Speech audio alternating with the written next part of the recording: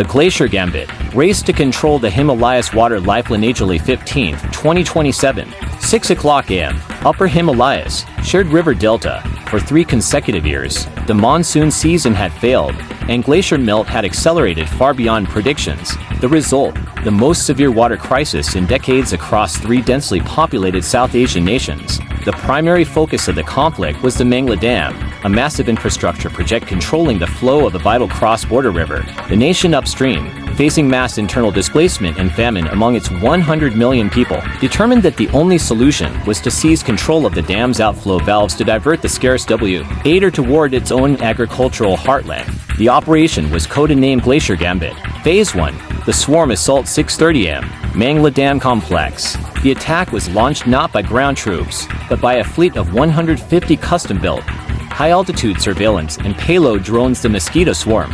These drones, operating far above the effective ceiling of standard anti-air systems, were controlled by a single, networked AI system. Their mission was simple: bypass perimeter security, jam all internal communications, and drop specialized microcharges directly onto the dam's electronic control panels and hydroelectric turbines, disabling all power and manual control systems. 6:45 a.m. The swarm descended. Security guards could only watch as the air filled with the buzzing machines. The dam's power grid instantly went dark. The complex was paralyzed, and the gates were now frozen in their semi-open position, ready for manual manipulation by the raiding party. Phase 2, Satellite Intervention and Digital Fog 7 o'clock a.m. International Crisis Center, Geneva. The seizure of the dam's control was immediately detected via commercial satellite feeds. The downstream nation, facing imminent drought and humanitarian catastrophe, appealed to the United Nations, which granted emergency access to high-resolution military intelligence satellites operated by a non-aligned European consortium. In response, the upstream nation deployed a ground-based directed energy beam aimed at the commercial satellites passing overhead.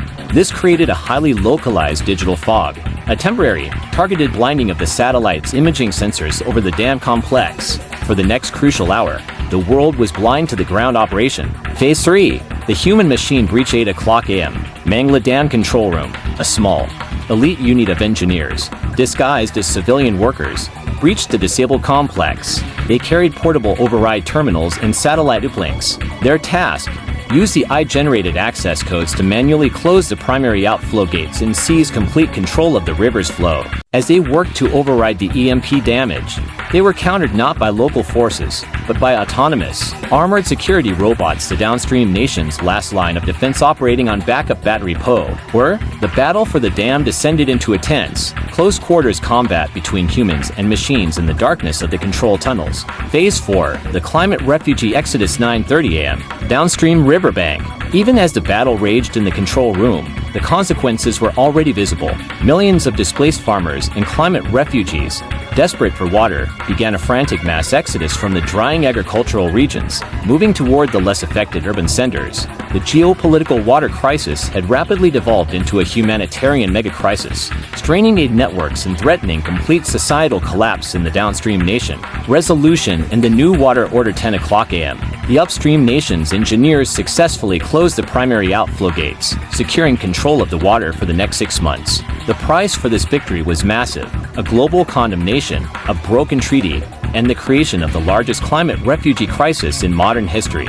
The Glacier Gambit proved that in a world defined by climate change, water is the new oil, and control of vital infrastructure will be achieved through surgical drone swarms and digital deception, forcing the world to acknowledge a new, volatile water order.